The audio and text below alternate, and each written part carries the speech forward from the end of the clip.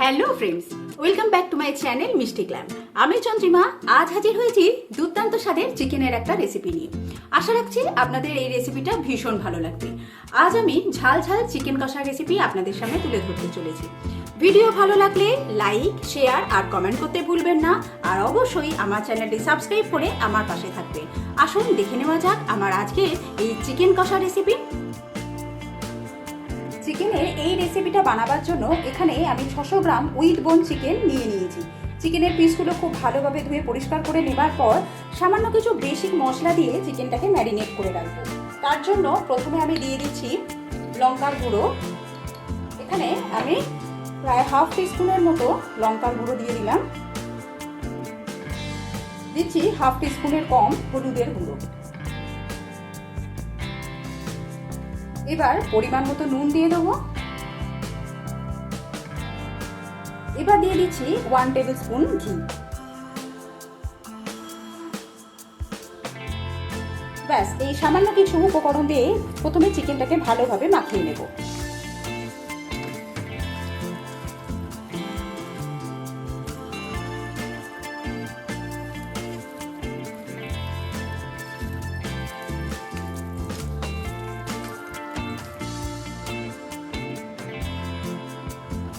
খুব ভালোভাবে মশলার সাথে চিকেনটা মাখানো হয়ে গেলে এই অবস্থায় আমি চিকেনটাকে প্রায় 30 থেকে 45 মিনিট রেখে দেব।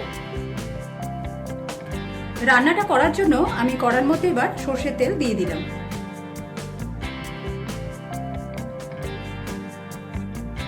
তেল ভালো মতো গরম হয়ে গেলে এর মধ্যে আমি সামান্য পরিমাণ নুন অ্যাড করে দিচ্ছি।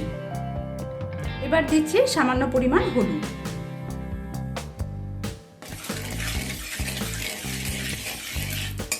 তেলের মধ্যে নুন হলুদটা একটু মিশিয়ে নেওয়ার পর এর মধ্যে আমি অর্ধেক করে কেটে রাখা কিছু আলু অ্যাড করে দেব।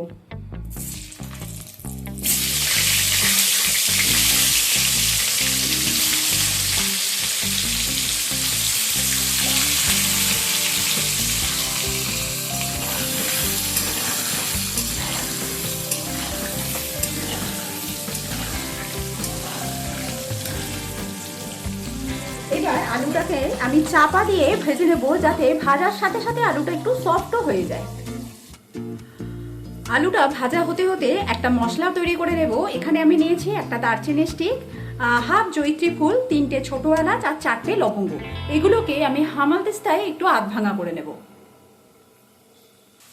আলু ভেজে নেওয়া হয়ে গেছে, এবার আমি তুলে নিচ্ছি একটা পাত্রে। আমি এই রেসিপিটাতে আলু ব্যবহার করছি, আপনারা না চাইলে নাও ব্যবহার করতে পারেন।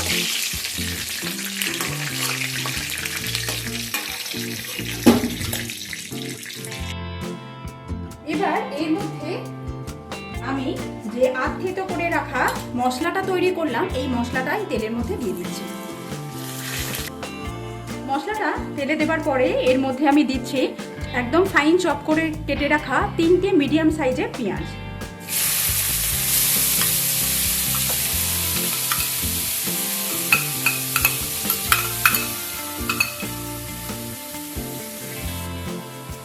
একটু নাড়াচাড়া করে নেব।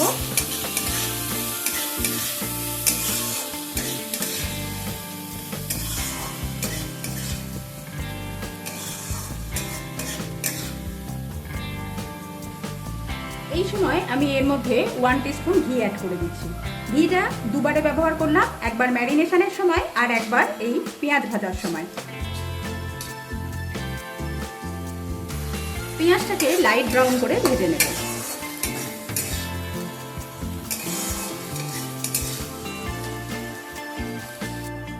পেঁয়াজটা লাইট ব্রাউন করে ভাজা হয়ে গেলে এর মধ্যে আমি 1 টেবিল স্পুন গ্রেটেড আদা অ্যাড করে দিচ্ছি। এবার দিচ্ছি 1.5 টেবিল স্পুন গ্রেটেড রসুন। আদা রসুনটাকে আরো কিছু সময় নিয়ে একটু ভাজা করে নেব।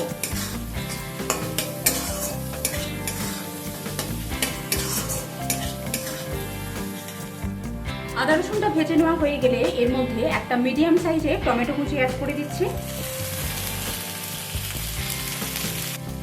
এবার অ্যাড করে দিচ্ছি 2 টেবিল স্পুন একদম ফাইন চপ করে কেটে রাখা কাঁচা লঙ্কা। আমি এখানে আমার স্বাদ অনুযায়ী লঙ্কা ব্যবহার করছি, আপনারা ঝালটা কম বেশি ব্যবহার করতে পারেন। এবার এতে দিচ্ছি সামান্য পরিমাণ নুন, যাতে টমেটোটা তাড়াতাড়ি গলে যায়। এটাকে আরো কিছু সময় নিয়ে একটু কষিয়ে নেব।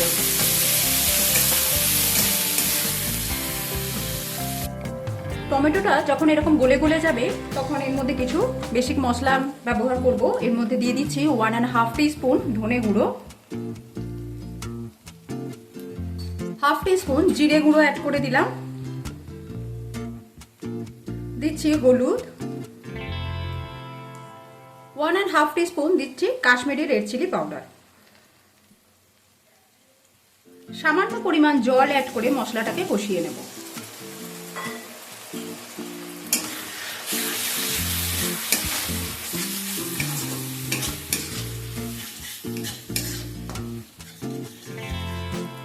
খুব সুন্দরভাবে মশলা কষানো হয়ে গেলে এর মধ্যে আমি ম্যারিনেট করে রাখা চিকেন অ্যাড করে দিচ্ছি।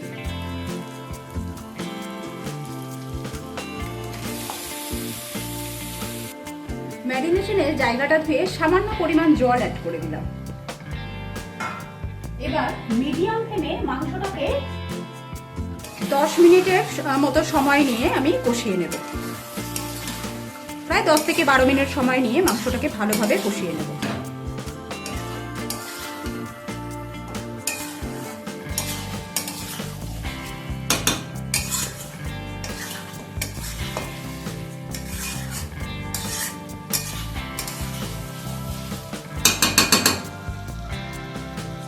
এটাকে আমি কষতে কষতে চাপা দিয়ে দেবো আর মাঝে মাঝে ঢাকনা খুলে একবার করে নেড়ে দেবো। 10 মিনিট চাপা দিয়ে কষিয়ে নেবার পর এর মধ্যে আমি ভেজে রাখা আলুগুলোকে দিয়ে দেব।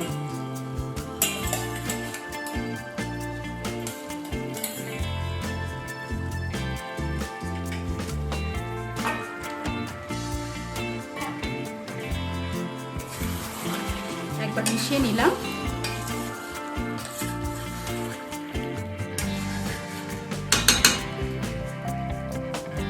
এবার এর মধ্যে অ্যাড করে দিচ্ছি 4 টেবিলস্পুন ফেটানো টক দই। ম্যারিনেশনের সময় নুন দিয়ে ম্যারিনেট করা ছিল, আবার যখন পেঁয়াজ টমেটো ভেজেছি তখনও নুন দেওয়া হয়েছে। বাকি যে সামান্য নুনটা লাগবে সেটা আমি এই সময় অ্যাড করে দিচ্ছি। একবার সমস্ত কিছু মিশিয়ে নেব। এই রেসিপিটা একদমই গা মাখা মাখা হবে, এতে আর আমি জলের ব্যবহার করব না।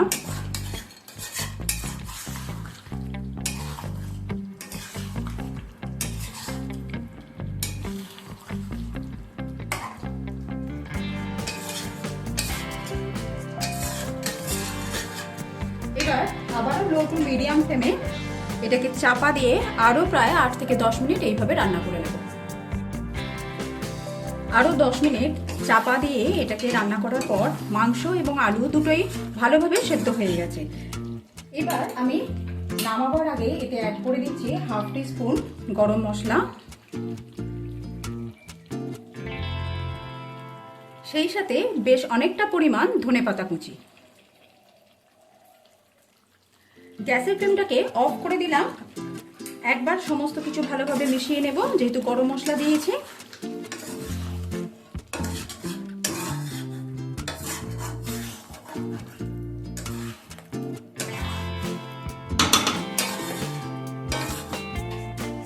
এবার এটাকে চাপা দিয়ে 5 মিনিট স্ট্যান্ডিং টাইমে রেখে তারপর পরিবেশন করব। তৈরি হয়ে গেছে আমার আজকের রেসিপি ঝাল ঝাল চিকেন কষা।